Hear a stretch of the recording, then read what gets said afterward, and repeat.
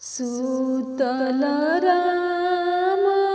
जगाई भैया लक्ष्मण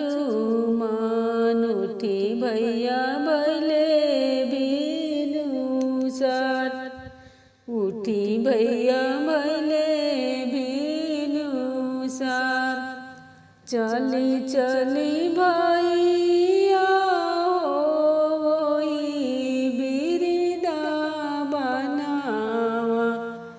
जहाँ बसी भाभी हो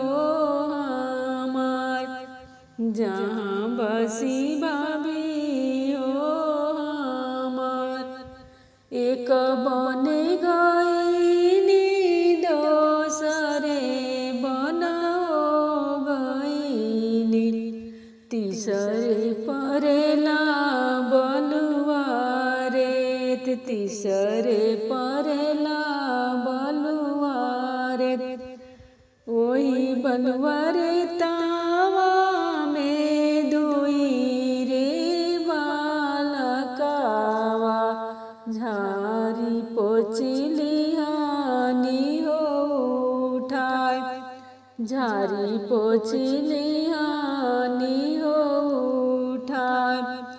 के करा तो नतिया से के करावा राज दुलार के कराही कोखिया में लिया लो जानमिया के करम के हो बाटे पिताजी तोहर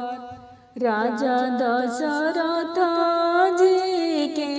नतिया से पोतावा